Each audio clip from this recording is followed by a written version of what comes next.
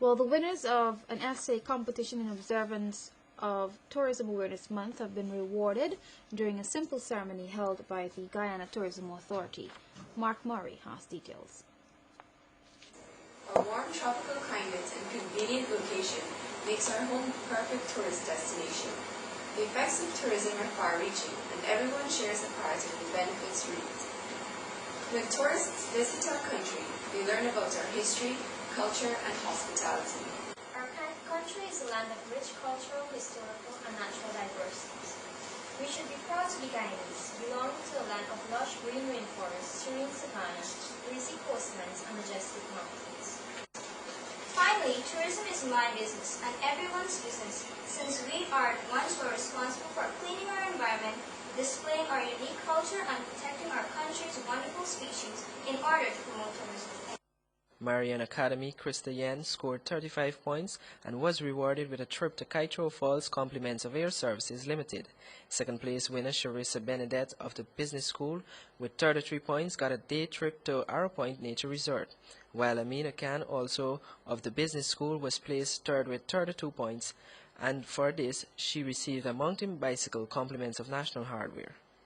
The idea is to encourage students to become advocates, to I should say, set an example to their other colleagues about tourism development and how they can participate, how they can act meaningfully, what their role is in tourism development in Guyana.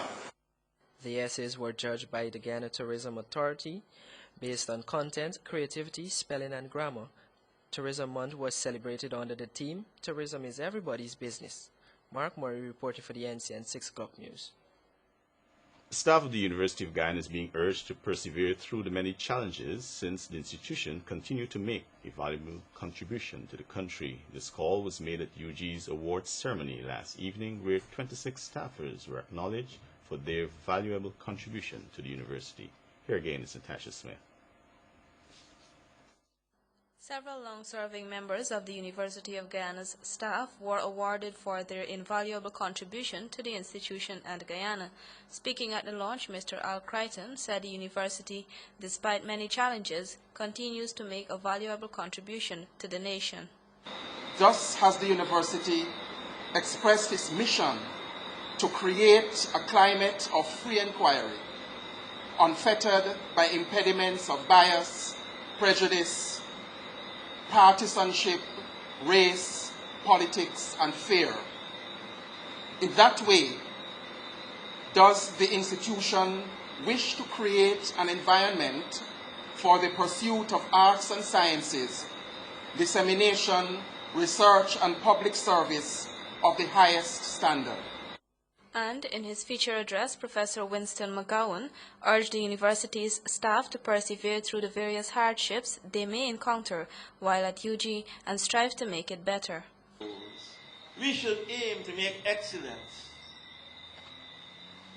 a serious objective, in spite of the many negatives that we always face at UG. At UG is a place where negatives confront us every day.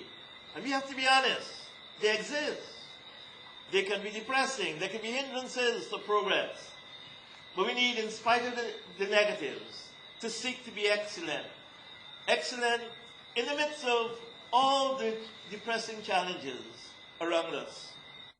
According to McGowan, since its establishment, the university has been underfunded, and this needs to be addressed. He adds that the library and laboratories needs to be upgraded, while remuneration for staff should improve.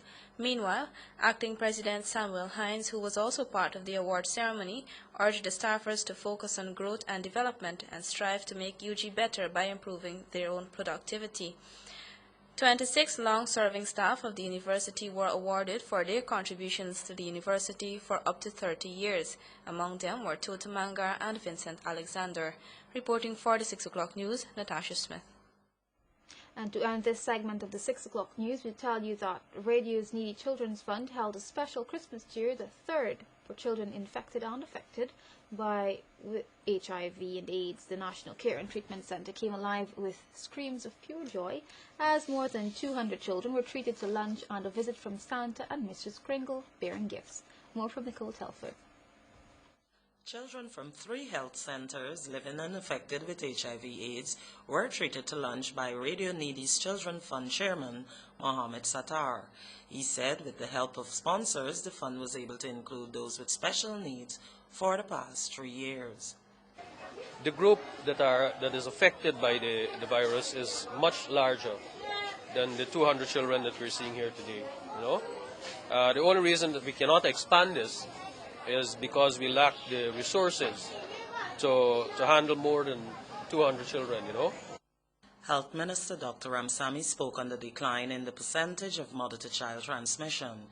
He adds that the center hopes to include all children affected for the next party. In terms of those affected, because they belong to a family where the mother or the father or somebody has HIV, we probably have about 1,000 children who are affected.